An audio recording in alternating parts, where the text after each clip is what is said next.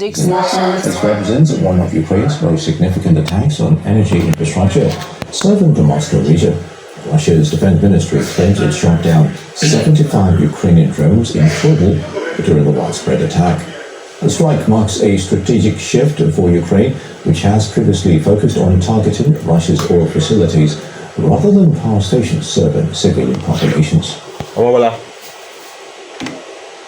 Now, voters in Bosnia's Serb-dominated Republic of Srpska are casting ballots today in a snap presidential election called after nationalist leader Milorad Dodik was removed from office for defying the country's international peace envoy.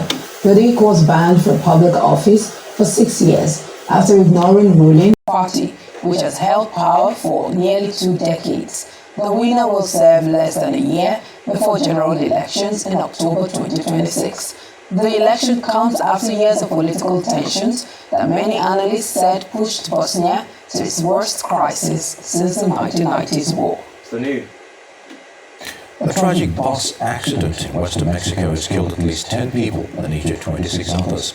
The tourist bus was traveling from European to Chapultepec in Michoacán state when it overturned in Morelia-Pascuaro Highway. Emergency services rushed to the scene and transported the injured to nearby hospitals, with at least 6 reported in serious condition.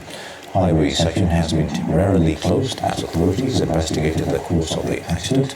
Rescue teams conducted complex operations to extract passengers who were trapped in the overturned bus. The state prosecutor's office has launched an investigation to determine what led to the tragic incident. Meanwhile, thousands of protesters marched across France on Saturday, demanding stronger government action against gender-based violence. In Paris, crowds estimated between 17,000 and 50,000 offensive legislation. Protesters carried signs with stark statistics, including one noting a man kills a woman every 2.5 days in France. The demonstrations come as official figures show intimate partner femicides increased by 11% between 2023 and 2024. Organizers are calling for a €3 billion budget to combat violence against women and improve support for victims. Similar protests took place in other French cities, with participants wearing purple, the color associated with the feminist movement.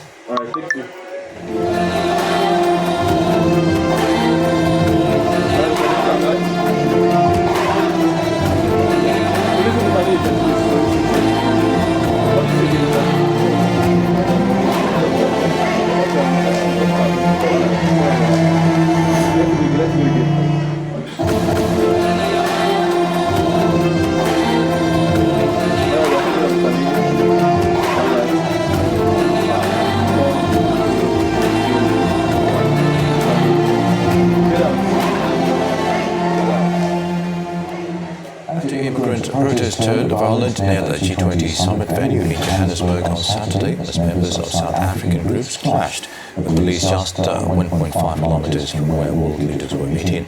Protests involved members of Operation Dula and supporters of the Mkhonto Sizwe party who gathered to demand the government close borders to undocumented migrants. Police made 2 arrests during the confrontation. Operation Dula's leaders accused authorities of ignoring public frustration with immigration, saying people are tired of foreigners and demanding President Ramaphosa address the issue. South Africa's developed economy continues to attract migrants from across Africa, with businesses blocking migrant children from schools.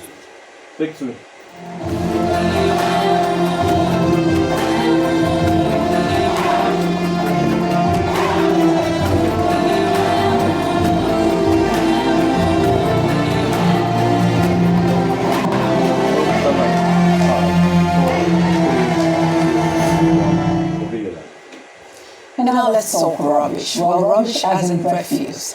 The piles of refuse have become a daily nightmare for thousands of residents in Abuja. The city waste management system struggles to cope.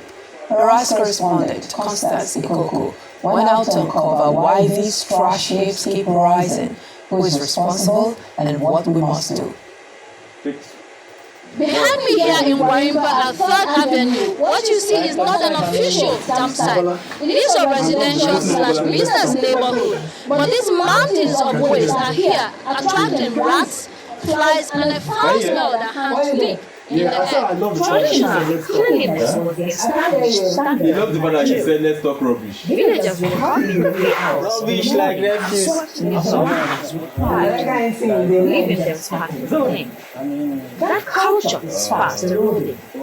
With rapid urbanization, humans and refuse are fighting for space. Refuse indiscriminately on the streets. City officials insist solutions are coming.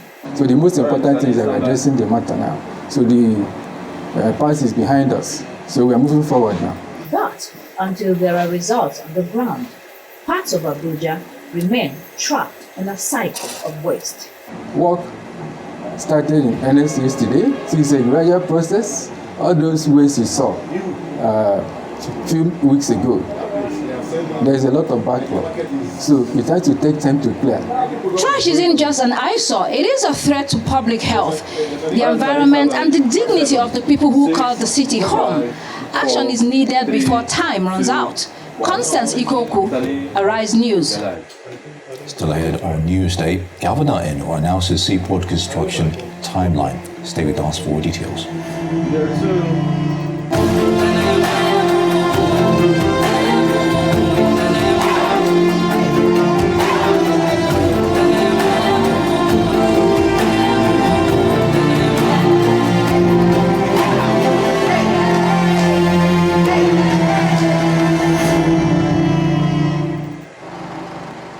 Emergencies happen when you least expect them to. It gets worse when you are cash strapped. No need to despair. First Advance has you covered. You can get that urgent cash right now on First Advance. With First Advance, salary earners can get up. I think if all our colleagues will come together and allow this to pass second reading without any hindrance for the betterment of the state, betterment of our unborn children by the mercy of God. And Mr. Speaker, some of us are happy because in our constituency, almost 4 roads are being constructed now. And the 5th one, which by the grace of God, this Omega project will also cancel it, is from Kondele to Kefi Federal Road. The leadership of scrap and metal dealers in Sokoto State has urged members to avoid involvement in vandalism and the theft of national assets as part of efforts to curb crime.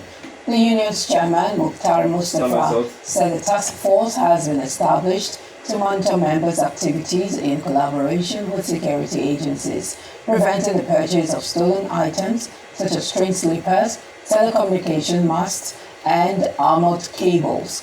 Mustafa added that the union is compiling biometric data and statistics on its more than 300,000 members to enhance monitoring and enforce federal directives.